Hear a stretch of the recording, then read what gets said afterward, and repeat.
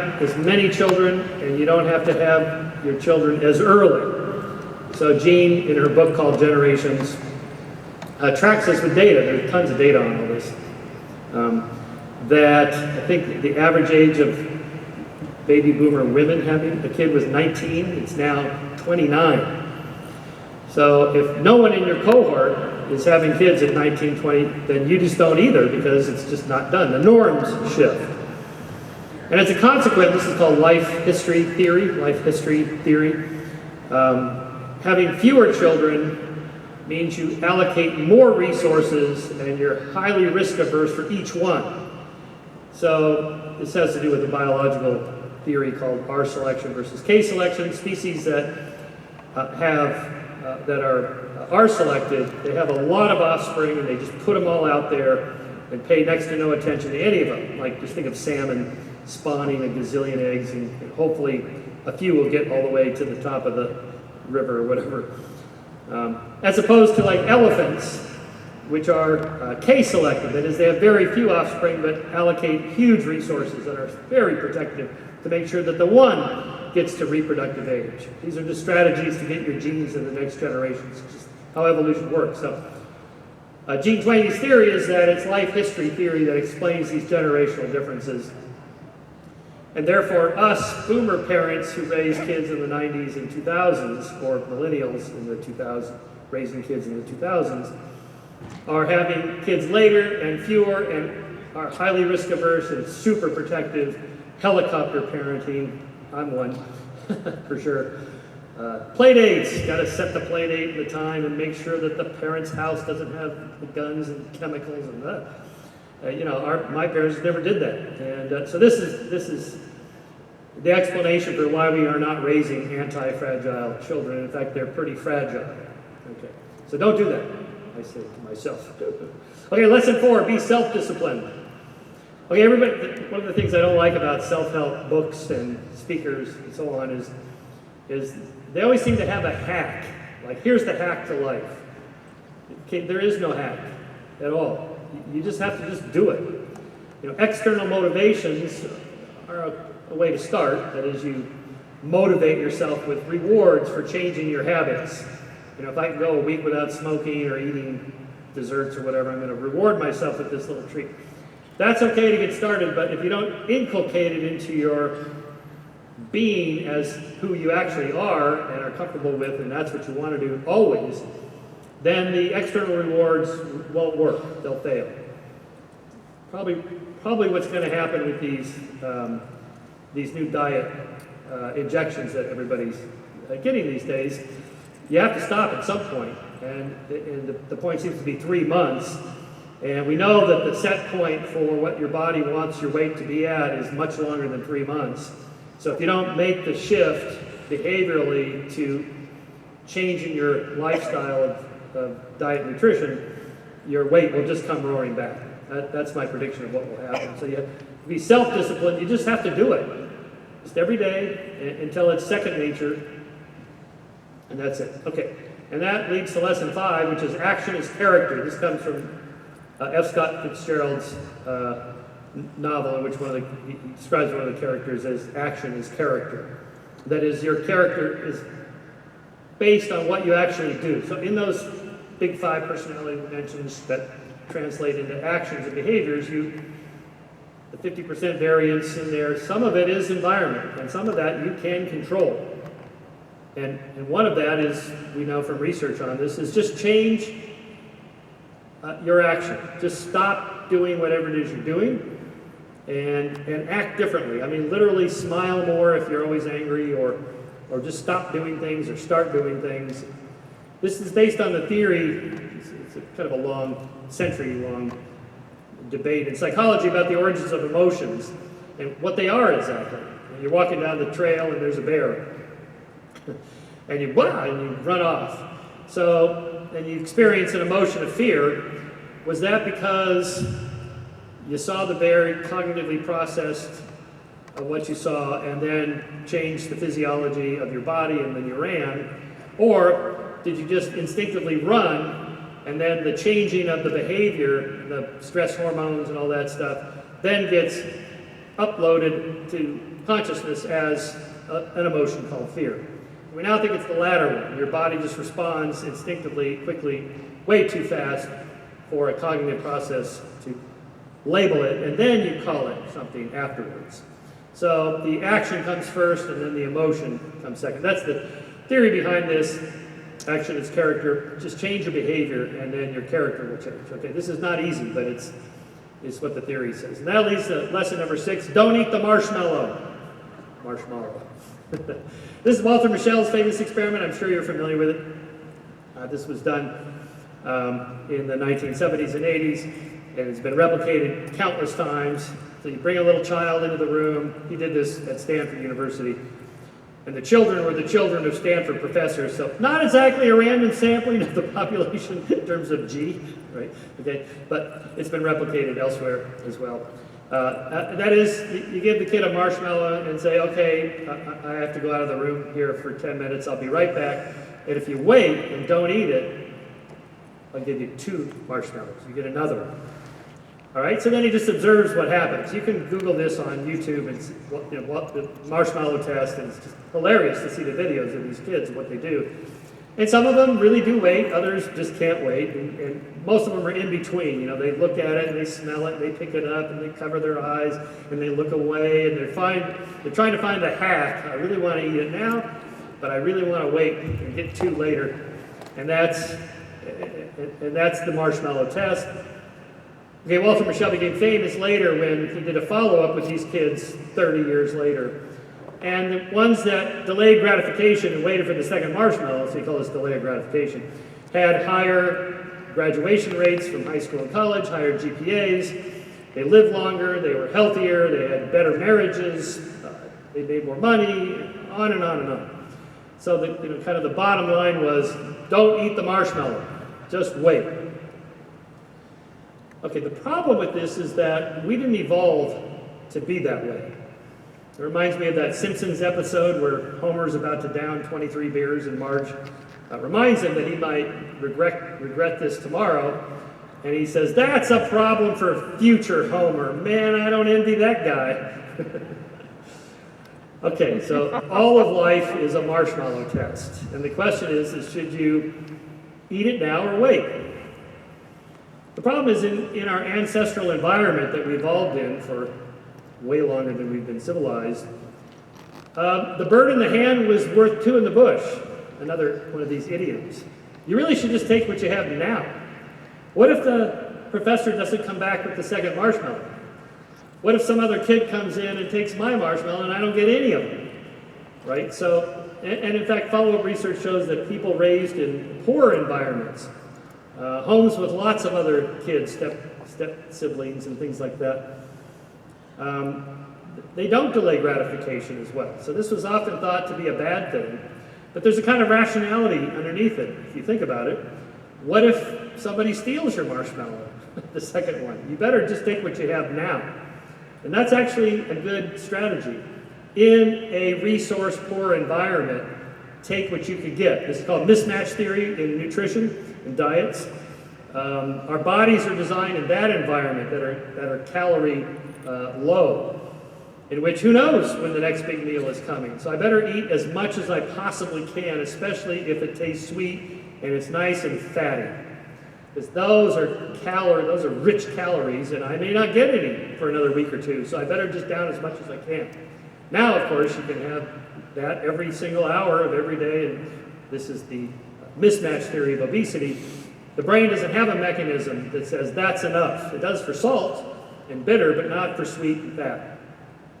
And so that's where the other idiom comes in. Life is short, eat dessert first. Well, it's like, but I want to look good tomorrow. Yeah, but the dessert is really good now. Or that was the other example I used to use. Remember that website, Ashley Madison? And their line was, life is short, have an affair. Have an affair. So, and anyway, they got busted because somebody, a disgruntled employee or whatever, released the database of who was on that list and how the whole company worked. Turns out it was almost all men having conversations with bots. And so I guess there were some unpleasant conversations in some marriages when those names were released. But In fact, that doesn't always work for a variety of reasons. That it's good to delay gratification if you know that you're actually going to live longer. So this is back to Jean Twangy's life history theory. If you're going to live a long life, it's easier to calculate, well, if I'm going to be alive when I'm 80 and I'm going to retire at 60 and I'm now 40, I better start putting money away for retirement. Well, we know from economists who study this, you know, the vast majority of Americans anyway have nothing or a couple $100 or a few thousand at most when they retire. They can't cover even, say, 1 month of missed work. And so they depend on Social Security and so on, and this led to companies designing their own retirement accounts, in which this is called libertarian paternalism, which you guys will like that word. The paternalism is the company says, we are going to withdraw money from your paycheck and put it in a retirement account for you, because we know you won't do it. Your choice, the libertarian part, is we have 3 different accounts, or 6 different accounts. This one's highly risk averse, this one's low risk averse, and in between, and so on. You get to pick. Right? That's the idea there. So the lesson is, you don't want to be Homer and say of your future self, man, I don't envy that guy. You got to delay gratification, don't eat the marshmallow, if you can. Okay. Number 8, build strong social networks. So I mentioned a bit about diet and nutrition. Okay, those are all good for living a long, healthy, and high-quality life. But believe it or not, there's something even better you could do. That's better than getting up at 0 dark 30 to run and doing push-ups or eating kale. All you have to do is be sociable, right? Here are some statistics from, these are longitudinal studies done at Harvard starting in 1939, and they're still continuing. Exercise lowers mortality risk by 33%. So you should work out, that's good. 33%. Marriage, a happy marriage, lowers it by 49%. The unhappy marriage part, they didn't have any data on that. Okay. Eating 6 or more servings per day of fruits and vegetables lowers mortality risk by 26%. Okay, fruits and vegetables, 26%, that's good. Having a large social network of friends lowers it by 45%. Okay, almost double. Better to have friends. This isn't to say if you have a lot of friends, you can just eat crap food. But it's even better to have friends than eating good food. Eating 3 servings a day of whole grains lowers mortality risk by 23%. Feeling you have others you can count on for support lowers it by 35%. 35 versus 23%. There's hundreds of these measures, but the last one. Eating a Mediterranean diet lowers mortality risk by 21%. Living with someone lowers it by 32%. Again, they don't, it's on average. Living with somebody, you know, you like, who likes you, right? There were interesting studies back in the 90s and early 2000s that religious people live longer and healthier, happier lives. Okay, and so of course theists argue, oh, well, see, God's rewarding us for believing. And it isn't that at all. There's no supernatural woo-woo at work there, changing your body or your health. It's that having a social network of people you see and are close to, having a family that loves you, having a spouse that cares about you, to remind you, go to the doctor, take your vitamins, don't eat the extra piece of cheesecake. So those kind of social aspects of religion and a committed marriage, whether it's faith-based or not, whatever, it's the social aspect that makes a difference. Okay, number 9, last 2 here, number 9, 10. Number 9, finding your meaning and purpose in life. Okay, so people that study this, again, these longitudinal studies, so having a love and marriage, family, some kind of structure. It doesn't have to be the perfect nuclear family and all that. Just any kind of family structure, somebody that's you're committed to, you're bonded to, you're attached to, who loves you, you love them. Children and so on, all this is really good. That, besides the health, I'm talking about just finding something purposeful and meaningful in life. There are psychologists who study this. 2, meaningful work and career. Having a reason to get up and out of the door, off to work, doing something productive, makes a huge difference. People that are out of work, even if they have all the other good things in life, they really suffer from being out of work. Number 3, social and community involvement, just what I was talking about here, but more than that, volunteering for a nonprofit, or working for a political campaign, or working at the church, or manning the soup kitchen. Just something that's not you focused, that's other focused, seems to make a big difference. And therefore, number 4, having challenges of goals of any kind. Not just work and career and volunteering and so on, but also sports, hobbies, just something that you're focused on as a goal that takes you out of just you there and gets you to think long-term, forward in terms of time. And then 5, transcendency and spirituality of some kind. Religion does play an important role. I'm not religious, but there's fortunately lots of other things you can do if you're not religious.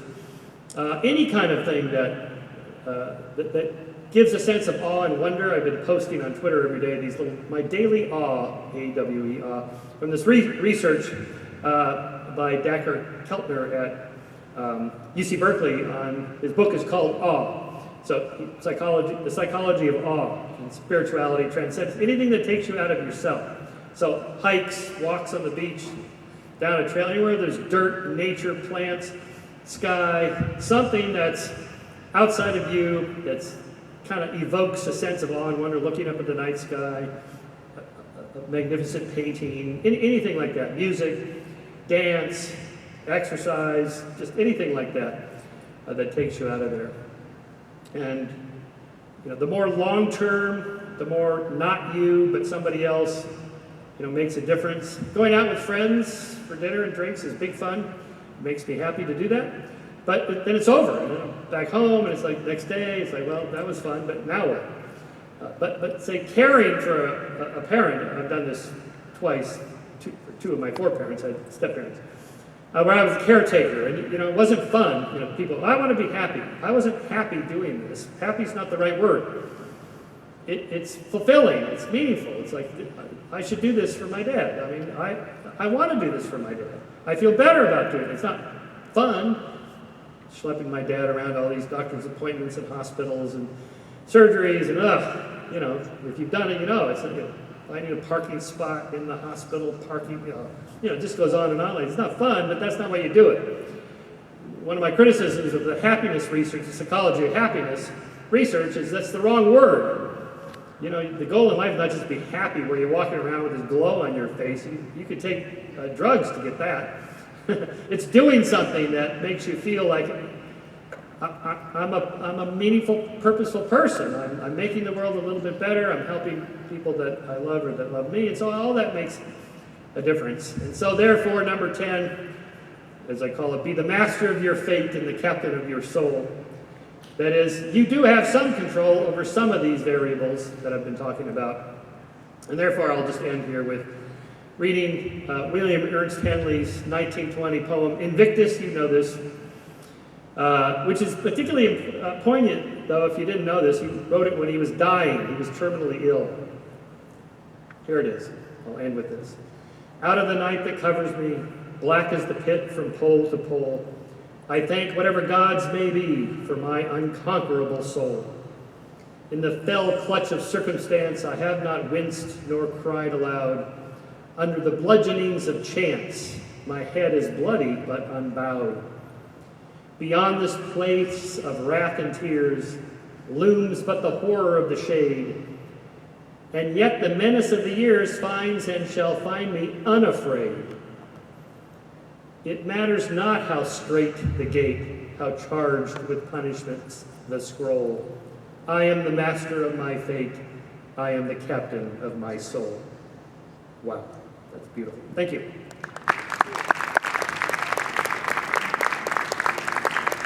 All right. Thanks for coming. I'll see you at the